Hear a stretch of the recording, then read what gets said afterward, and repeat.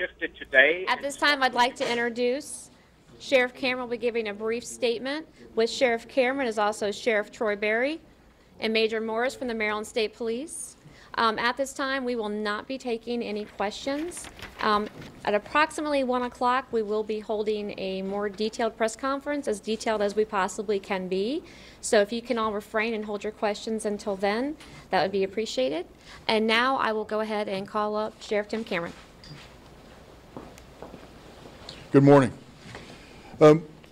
What we know thus far is that Great Mills High School began its school day this morning at 7:45 a.m. like many other days, except for on this day, a male student produced a handgun and fired around, wounding a female student and another male student in a hallway of Great Mills High School just before classes begun.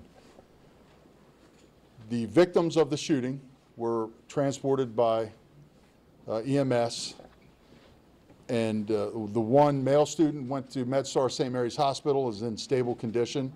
The female student was transported to shock trauma facility, is in critical condition. And I am told that at 10:41 a.m. this morning, the shooter was confirmed deceased at Charles Regional Medical Center in La Plata. When the shooting took place, our school resource officer, who was stationed inside the school, was alerted to the event and the shots being fired. He pursued the shooter, engaged the shooter, during which that engagement he fired a round at the shooter. Simultaneously, the shooter fired a round as well. So in the hours to come, in the days to come, through detailed investigation, we will be able to determine if our school resource officer's round struck the shooter. The school resource officer is uninjured and was not struck by any firearm projectile. The SRO is with our detectives now, as are witnesses to the event. They are still at the high school in a secured area. The remainder of the students from Great Mills High School, as our protocol and process and training, we brought buses in and had them removed to the Forest Tech Center in Leonardtown for parent reunification. That is ongoing as we speak. I would like to thank my colleagues from the allied agencies that responded. It was a mass response this morning from Police, Fire, and Rescue. Charles County Sheriff's Office, thank you, Troy Berry. Major Morris, thank you. The Maryland State Police responded, as did the NAS Police, Calvert County Sheriff's Office, the FBI, and the ATF. At 1 o'clock, I hope to give you more details about this event. I know that you have a number of questions, and I'm alerted to a number of things that are out there on social media about the potential relationship between the shooter and any of the victims. At this time, we can't confirm any of that. That is what this investigation will do. And at 1 o'clock, I would anticipate being able to release identities of perhaps the shooter and the victims as well. And we would know by then that notification is being made. So again, I wanted to lay the groundwork for what's to come at 1 o'clock. Can you confirm the identity of the school resource officer? No, I can't, not at this time.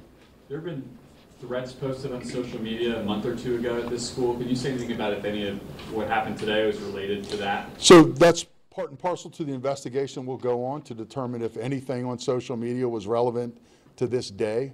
I'm not aware of anything, but again, we're going to go back and comb through that, as well as anybody involved, their social media posts. How many resource officers are for the school?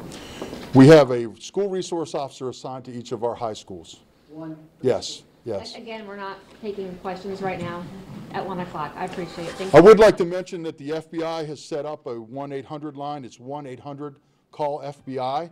If you have additional information that you would like to share with us, we set that 800 line up. So please give us a call there. I'll see you all again at 1 o'clock. Thank you all very much. Sure. From what you know right now, can you just speak all right, some important information just being given to us the from response officials. to this today, about the school resource officer's response and the police and EMS response in the immediate aftermath? Yeah, so as I said, it was a mass response. You know, this is what we train for, this is what we prepare for, and this is what we pray that we never have to do. And on this day, we realize our worst nightmare, that our greatest asset, our children, were attacked in one of our places of a bastion of safety and security, one of our schools. So obviously that's what we're talking about right now across the country. And you know, the notion of it can't happen here is no longer a notion. So despite training, you hope that you never have to do this, ever. And so now we're a very tight-knit community. And so now what I would ask our community to do would be pray for those victims and hope that we can return to some type of normalcy in our schools and in our community. When was your last formal active shooter training exercise? We train on that all the time, and in the schools was in the last calendar year. In fact, unfortunately, we've had incidences that were people with guns in some of the schools and bomb threats, which we treat similarly. So we talk about school safety, school response weekly. In fact, we've done a number of parent meetings, community meetings on this within the last couple months. That's all the questions I'm going to take. I'll see you at 1. Thank you.